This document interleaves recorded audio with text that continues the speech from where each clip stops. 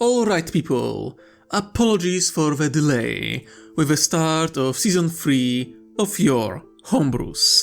Not going to lie that the Star Wars X Warhammer 40k series took much of my time, and besides that, I was exhausted in recent weeks. To those who don't know, I'm a postman, and I can tell you that working as a postman who rides a bike in the middle of a winter is not easy. The cold, the wind, the snow, the ice, the cursed ice. The moment you ride a bike and suddenly lose all traction and go flying is not fun. I fell from my bike multiple times, even damaged my bike a bit, and that is, its frame shattered, which isn't something you expect to hear or see at the start of the series, but here we are! Don't get me wrong, I still enjoy my work, the interaction with people, working on the fresh air, interactions with other postmen and postwomen. It's a decent job, all things considered, but it is challenging in more ways than one. So yeah, I'm getting home very tired. Anyway, enough about my daily struggles.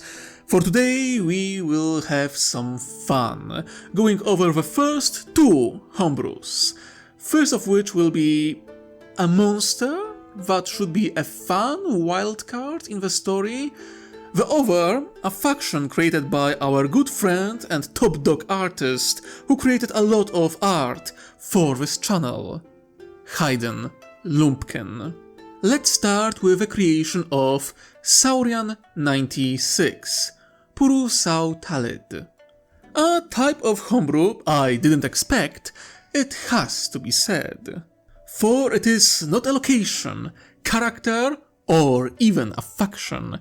It is a species of beasts native to Warhammer 40k Galaxy, which, as Saurian 96 proposes, were transported alongside the Commonwealth to the Sky River Galaxy.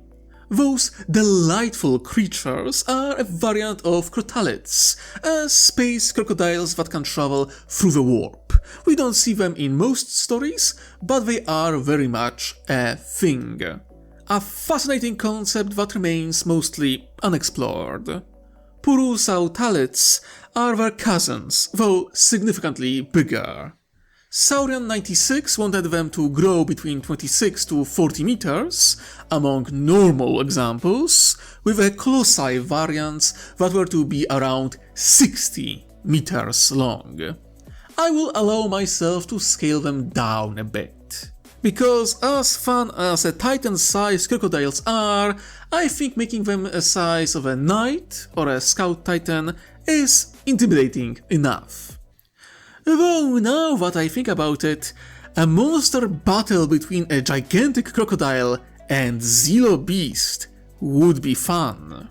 Anyway, getting back to the homebrew, they usually live up to 240 years, though with their violent nature, most of them don't live that long. Their size is determined by their age, so you can assume the bigger the Puru Sao Talid, the older they are. They have thick scales that can withstand most firearms, even bolters. Their teeth are sharp enough to cut through thick armor, and they are strong enough to flip or crush tanks. And just as crocodiles on our little blue marble of a planet can be frighteningly fast if they want to. Only on short distances though. The origins of this upscaled crotalid is quite predictable. Sometime in the past they emigrated to an orc-infested planet, one in a feral stage of development. For unknown reason, they decided to stay there, eating orcs and changing their habits in order to survive. Consumption of orc flesh is said to not only boost their growth hormone, but make them more competitive, making fights among members of the species more common. Ironically enough, the constant fighting with orcs made them also work in groups for the sake of survival. The Puru Sao Talids kept to that one planet for millennia, until a meteor struck it with terrible force. Orcs would survive, but climate would change drastically, forcing this new variant of crotalids to finally abandon their home and spread through the galaxy as a new, unexpected menace that could be encountered. They can be easily recognized not only by their bigger size, but also more bluish coloration compared to their cousins, not to mention the mentioned pack instinct, which is far rarer in crotalids. Now, when I announced Season 3, I expected to see many things, but upscaled crotalids were not on my bingo card. I think they might be really fun addition to the story. There are creatures native to the Warhammer 40k galaxy that aren't really aligned to anyone, but when transported to Star Wars galaxy could influence the environment greatly in many places.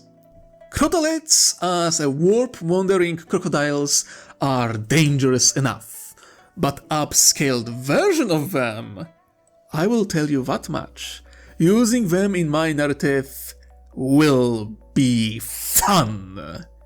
Anyway, let's move to the second homebrew, this one created by none other but Hayden Lumpkin. A great friend of the channel and a great artist who supported me for a very long time. His homebrew is the Vanaraka, Tyrants of the Red Dunes, a 40k faction hostile to the Tau, so a neat addition to the story. The Vanaraka are a militant upstart empire on the southern border of the Tau Empire. They are known for their brutal siege tactics and almost arrogant levels of pride tempered by ideals of honor and tradition. They come from a high-gravity planet of Kishkintha, which, as many of you could suspect, is known for their red dunes. It's a mineral-rich planet, full of megafauna which continuously threatens civilization, concentrated around fertile rivers and oases, namely fortress cities known as Durkaks, which are carved into rocky mesas. Vanaraka themselves are a hulky race of pseudo-ape mammalians, standing at around 2.5 meters tall and weighing 400 kilograms on average, unarmored. They are a sturdy bunch, capable of withstanding a lot of punishment and unleashing even more in return. For all their savage looks, they are primarily herbivores, akin to the Tau, bearing few rituals. They possess several large stomachs designed to process plant matter, which makes their gut rather large and rotund. This gut is often seen as a symbol of status, wealth, strength, or even place where Vanaraka's soul is housed. It is also their weak spot, and any significant damage to it will ensure death. As such, they wear a dedicated gut plate at all times to protect it. Another quirk of theirs is that, similar to humans, they produce adrenaline and several other combat drugs within their own bodies. In times of crisis, those drugs are created by their organism, allowing them to fall into so-called red rage, which is basically a berserker rage common among many species. Vanarakan language is known as 8 rings. It's a guttural tongue designed to be heard clear and far. In fact, speaking quietly implies that you are deceitful and untrustworthy. Speaking loudly or even shouting is as such seen as appropriate. They also possess a sign language known as speech flex, where wide gestures and muscle flexes are used to express themselves. A dedicated subform of this language, known as plate flex, was designed for wartime, where they are limited by armor. The history of this faction, which is known, is sparse. It is said they were once ruled by a caste of cruel priest kings who served ruinous gods of destruction before the rise of a mighty first, who would vanquish them and slay the 4 avatars of the gods across 4 lives. The mighty first would form the high summit, uniting the various tribes who would form the modern great houses, and would reincarnate as a being of great importance over generations. In time, Vanaraka would become space-faring and begin conquering other species, creating something of a world mirror of what Tau themselves aimed to accomplish. But rather than a commonwealth, they created a dominion where one hegemon rules over conquered species. What is interesting about Vanaraka is that they are anti-theist civilization. They do not tolerate faith in gods. In their eyes, all gods are evil.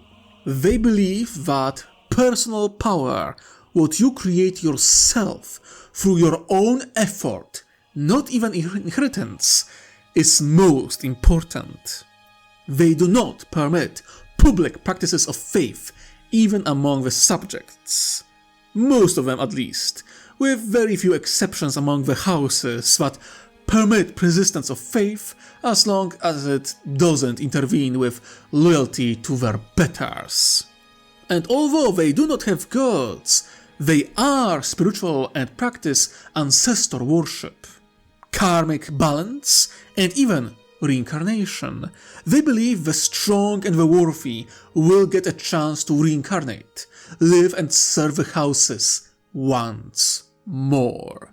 Interestingly enough, they have no respect for corpses, as they see them as just empty vessels for the souls of the departed.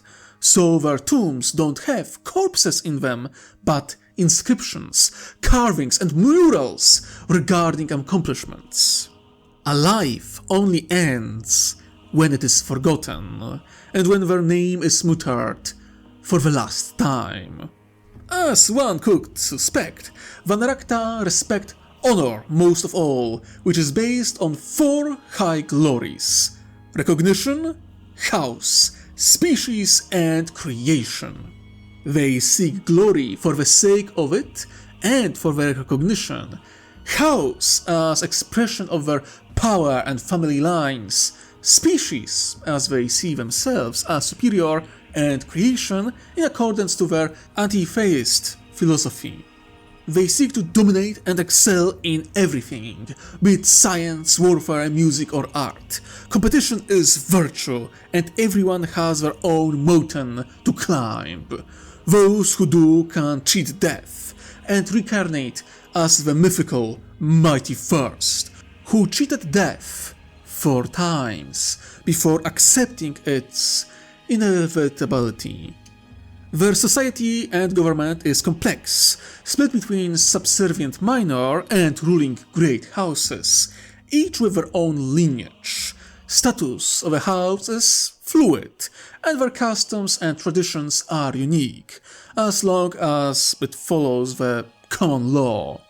Majority of houses are ruled by a council of elders, known as greybacks, and elected tyrant, whose word is law, unless formally challenged. Houses are split into 4 castes, known as the 4 fingers, mirroring their philosophy of being united in purpose and excelling at given task. First finger, Vanayodha, warriors and judges. Second finger, Vanagadha, craftsmen and scientists. Third finger, Vivanavanha, merchants and artists. Fourth finger, Vanasha, laborers and farmers of a Vanaraka. Or at least they were in the past. Now, with subservient species, they are now overseers.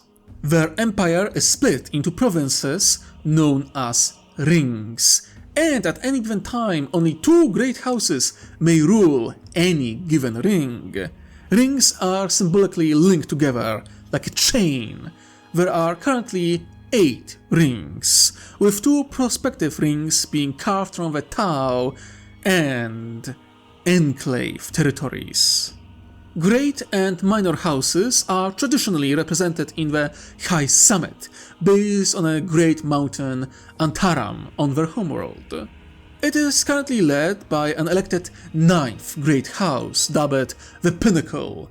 The Pinnacle is designed to serve as the aspirational apex all the houses and Vanaraka are to aspire to, as well as acting as the supreme executor of the empire, replacing the traditional spiritual leader of Mushti Raya, the Mighty First. The Mighty First served as ultimate supreme leader and tyrant. The seat remains empty, and there is push from current Pinnacle and allied great houses for this position to be dismantled. Their military is known as the Iron Wall and is comprised of a personal armored forces of all houses working in warrior bands and coordinating with each other. They operate as brutal, unrelenting force that is hard to be reckoned with. They are known for their fortifications and ability to break them. Interestingly enough, there is no true division between army and navy, as both forces operate in unison no matter where they are. With their weapons, bulk and tenacity, they are a true menace on the battlefield. Most notable among their weapons are magnetic and gravitic weapons, which they utilize to great and terrible effect. Coil guns and grav guns are most notable weapons utilized by the species on the field of battle. They are also quite good at reverse engineering, so after several border wars with the Tau, they started creating their own variants of battlesuits, and even power armor to boost their already natural bulk and strength, proving themselves a continuous threat. Speaking of the Tau, they are their rivals. Vanaraka believe in might makes right, and they force many of their neighbors into submission, indentured servitude to some and slavery to others. Some of their servants can be granted elevated status for faithful service, but it is not that common of an occurrence. As they expanded, they encountered the Tau, and, ignorant of their true strength, attempted to expand into their territories, only to pay dearly for it.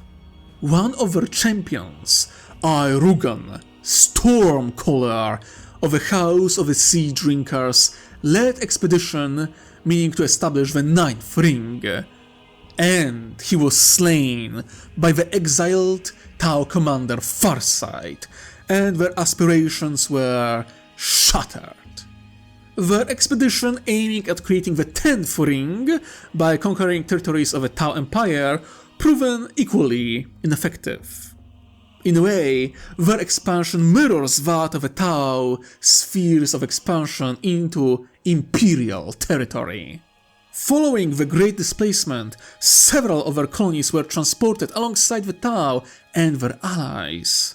They are cut off from the rest of their empire, confused and in a state of unrest, and even civil war, as remaining authorities try to reform and reorganize their society before they could be conquered and forced into submission by their rivals. In fact, many of them believe the Great Displacement was caused by the Tau, a super weapon aimed against their beloved empire. Agents of the Watercast see potential for the expansion, but they might not act fast enough, for it seems that Vanaraka are reorganizing faster than anyone expected into the so-called the Unbroken Ring, now clad in ashen black, a color of hatred and vengeance sworn against the Tau Commonwealth for cutting them off from their beloved empire. time will tell if Vanaraka will find new servants in this galaxy or become servants themselves. For the Huts have already made contact with them and see potential in making a pact with this common foe of expanding and ambitious Tau. Frankly, I am lost for words. Hayden Lumpkin cooks with his art and lore in equal measure. This is an amazing addition to the story. A xenospecies native to Warhammer 40k but hostile to the Tau is a great concept. And with only a handful of colonies being transported into the galaxy far, far away, there is great potential in them becoming a player in the conflict between Tau and the Huts. I think they will be a glorious addition to the narrative. Anyway, that's it for episode 1 of season 3 of your Homebrews. We have big warp crocodiles and ape bovine savages for a good start. I will be working on episode 2 soon enough, though with Star Wars X Warhammer 40k season 1 finale and side projects, it's more time consuming than I expected. But don't worry, I will be sure to showcase what you send my way. Remember to like, subscribe and ring that bell. Write your opinion about the Homebrews in the comments below. Check out my Patreon to support me directly or donate to Ko-fi to the art budget. Remember, it's thanks to your donations our art gallery is free of AI slop.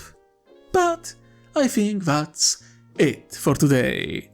Thank you for joining me and I hope you enjoyed.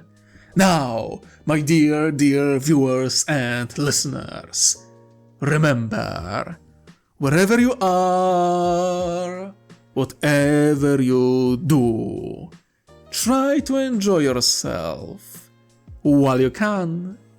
I wish you most heretical day. Ta-ta!